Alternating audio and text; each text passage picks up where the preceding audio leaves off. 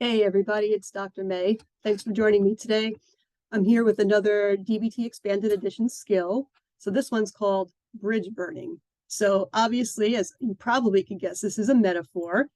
So keep your matches on the side. You don't actually need to burn anything. It's just an idea that we're going to play with to help us prevent our urges from becoming destructive actions. So this is especially good if you're working on target behaviors. And I'm going to give you a whole variety of examples of how this skill works. So here's the basic concept. So if you experience a strong urge to do what in DBT we call a target behavior, so it's a problematic behavior that you engage in to help you manage your emotions or other uncomfortable feelings. So this could include things such as addictive behaviors, self-injury, spending, gambling, things like that. So if you try to stop the behavior, one thing you can do is deny yourself access to the thing that would actually, or things that would actually make the behavior happen. So for example, you could only satisfy your urge to use drugs if there's actually drugs there. You could wish for it all you want, but if it's not available to you, you won't make the urge become an action. So it's going to decrease the likelihood of you participating in the behavior that you're trying to work on stopping. So if you're committed to stopping drugs and you feel like it'd be too tempting if there were drugs or paraphernalia anywhere in the vicinity, the idea is to make sure it's not there so that you won't make your urge an action and you'll go with your goal of stopping that target behavior. So I'm going to give you a whole bunch of examples of how this works, and maybe you'll be able to relate to one or more of the examples I'm going to share with you.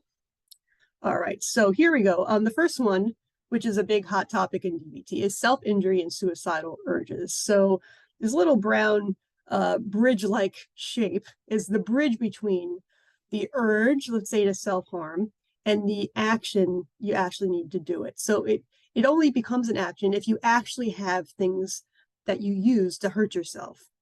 So one way to burn bridges is to remove the items you have around that you could use to hurt yourself. So if you have any sharps or any typical things that you normally do to self-injure, try to make sure that those are out of your reach or out of your house.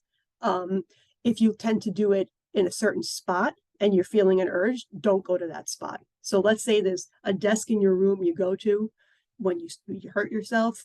Don't go in your room and don't go by that desk if possible. If you tend to do it alone, don't be alone. Be around people. So in the hospital, if you ever have a psychiatric hospitalization, they might do this for you. So they might put you on an observation so that you're not by yourself. They might prevent you from having access to sharps. They might give you plastic utensils or finger foods.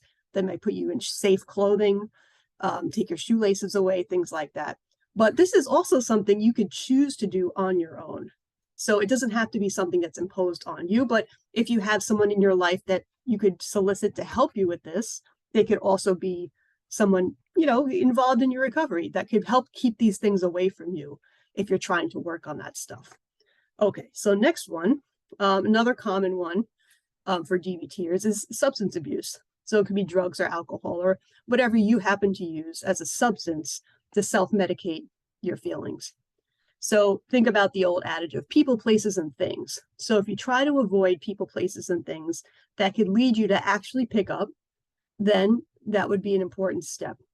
So get rid of any kind of drugs, alcohol, or paraphernalia that's in your reach or around your house or your office, your car, or wherever you tend to hang out. So that's a thing. People, try to not contact the people that you used with, maybe using friends or people who supplied you. So make sure that you have their contact information deleted out of your phone, and make sure you discipline yourself so you don't ask about those people with shared friends. Stay away from places such as bars, liquor stores, clubs, or anywhere that you associate with using. This could be a very personal thing for you. And if possible, change any kind of walking or driving routes so you don't go near the places that might tempt you. So take a different exit or take a different route if possible, so you're not passing by places that might lead you to it. So you want to burn that bridge of connection between the urge and the action by doing these things. Okay, next example. This is probably what we normally think of when we think about burning bridges. So burning a bridge with a person. So a lot of times we say, be careful, don't burn any bridges, leave on a high note, end of something positive, because you never know when you're going to need somebody. And that's true at school, at work, in social circles.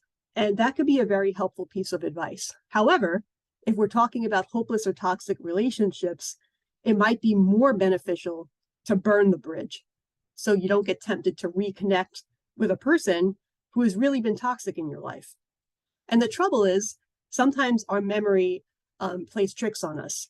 So we forget about the bad times and we hold on to some of those good times, like the golden moments when things were really good, and we forget that there were problems. And in a weak moment, we might try to reconnect with toxic people.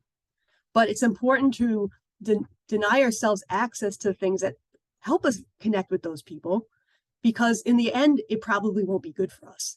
So here are a couple of things you could try if it's possible to actually burn a bridge with the person. So erase the other person's contact information from your phone, your computer, your address books, or wherever you think you can get a hold of it. If possible, if it's appropriate, you could even block the other person's number. And if there's emails from that person, maybe automatically route them to a junk mail folder and regularly empty your junk mail folder without reading anything in it. Unfriend or block the person on social media, so you don't feel tempted to say, oh, gee, I wonder what that person's up to. Let me start reading stuff on his feed or her feed. And, oh, gee, like maybe we should get back together. Or how dare they hang out with so-and-so? Let me say something about that. So it prevents all that kind of stuff. Also important to not be asking about how that person's doing when you talk to people that you know in common. So asking a friend of a friend, oh, have you heard from so-and-so? It's building that bridge back. So it's important not to do that. And so tell them not to give you any updates about the person. Say, listen, I'm trying to burn a bridge with this person. Don't tell me what the updates are, how that person's doing. Now, I understand this might be impossible in certain situations, such as if you have a child together. So if it's an ex and you have a mutual child, you might have to go on low contact rather than no contact. But there's certain kinds of parenting apps that they have so that the only communication is through the app and about the child, and it keeps it much more limited. So it's not through emails and texts and in-person stuff. So it might help you keep that separation. So that's another way to, in a more moderated way, burn a bridge if you can't completely burn it. Okay, next, binge eating. So a lot of people with complex trauma suffer with eating issues. So if, let's say, eating is one of your issues, there's ways to burn some bridges to make the eating issues a little bit better. Now, clearly, we can't just stop eating. We have to eat in moderation. And there's certain healthier things we can eat and cut out some of the unhealthy things. But this is a little harder than just not using drugs, for example. Drugs you can completely do without, whereas eating, you can't do without. So how do we burn bridges to unhealthy eating or binge eating?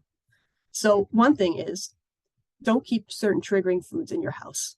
So if you know that if there's a bag of cookies around or a big tub of ice cream, in a weak moment you're going to eat it, it's important not to have those things at all. Don't have the chips, don't have whatever the triggering foods are for you.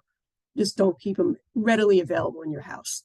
Or if you're living in a house with other people, other family members or roommates, and they want those foods, maybe you could work with them so that they could keep it in a place that's locked up where only they have the key, or it's not in a place that you could access with any kind of ease. And maybe even ask them, please don't eat that in front of me. Now with all these apps, it could be harder because even if I don't leave my house, I could pull up an app on my phone and order things and have it delivered. So if that's a problem for you, so you don't binge on fast food, for example, delete those apps off your phone. And if you need to, take some time away from your electronics so you're not tempted to, as you're scrolling through innocent things, all of a sudden switch to a food app and order something. So that might be something too. Just put it away for a while if possible and prevent yourself from forming that bridge to the access to food. Okay, if you're really struggling with weight issues and binge eating is a serious problem, an extreme form of bridge burning, it might be actually getting things like gastric bypass surgery or the sleeve that they have in your stomach. But even those could be overridden if you're really struggling. So these things, again, are, help us to prevent the behavior, but there's still other things that we need to do with our own willingness and so forth, which I'll address a little bit later. So the next one, overspending. So if you have an urge to overspend, it could only happen if you actually have access to shopping and money. So if credit cards are an issue, let's say you have multiple credit cards and it's too easy to spend, maybe cut up some credit cards, or just don't have credit cards if that's possible for you. And if you don't have your physical credit card on you, don't have the number available in other places, such as saved on your phone or saved in an app or saved on a website. So this way it won't be as easy to do online ordering. If anything, if you're a cash person and there's somebody you trust and you're having urges, maybe have the other person hold on to your cash for a little while if that's appropriate. And maybe do things with your time other than shopping. So sometimes if you're just used to shopping and that's how you pass your time, especially on a weekend or some downtime, maybe explore other activities so that you don't feel as tempted to just go to a store.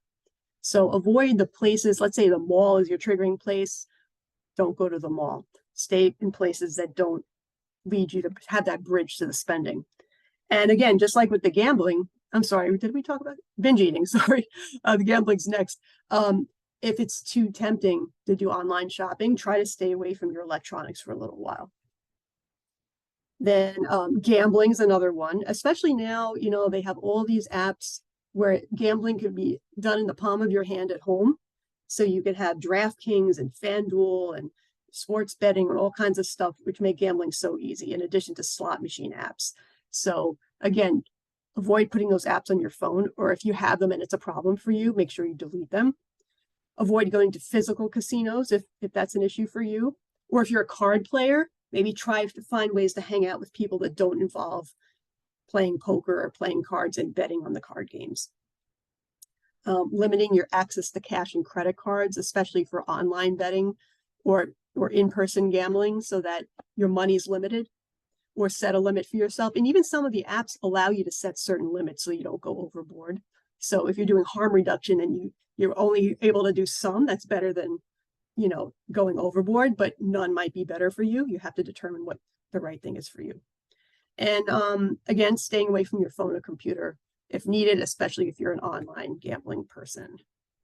All right, some tips. So as I was starting to say a couple minutes ago, it's going to help to burn bridges this way, but it's not it's not everything. There's still always going to be a way for you to rebuild the bridge if you're very tempted. So like they say, when there's a will, there's a way.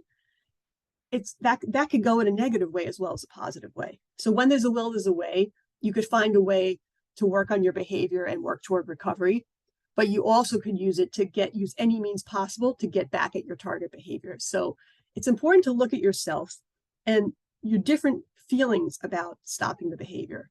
So in addition to working on stopping the behavior, you want to validate the parts of you that still want to do it. Understand the purpose it's been serving for you and why it feels good and why it's been sustained all this time, and validate why that made sense. So we want to work on that while we're bridge burning. Get in touch with the willing parts of yourself, the part that wants to stop, and the why of why you want to stop. Because if there's not enough willingness, you're just going to go back to the behavior at some point. Really keep in mind your values and goals surrounding your recovery. So if it's more in line with your wise mind to do some coping skills or other strategies, healthy strategies, rather than the target behavior, really get in touch with that and feel that, refresh your mind about it, write it down if needed. Work with somebody on that so that part stays fresh while you're also validating the part of yourself that's scared to give it up. And you could always pull out the DBT skill of opposite to motion action. So doing the opposite of what you feel like doing. So that's good for emotions and impulse control. So if you feel like going toward the behavior, do the opposite and pull away from it.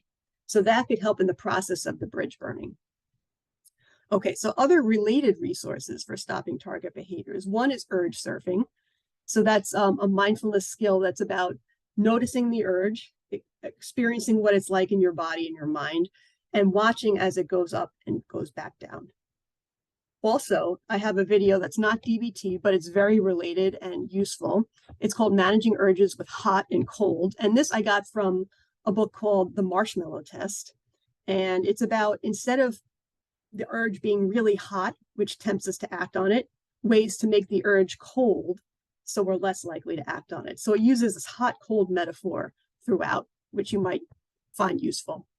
And of course, I got this skill from the Expanded Dialectical Behavior Therapy Skills Training Manual by Pederson and colleague. So you could always check out the skill there as well, plus some other ones. So there you go. There's bridge burning for you. I hope it helps in certain aspects of your life and your recovery. So take care, and I'll see you soon. All right, thanks, everybody.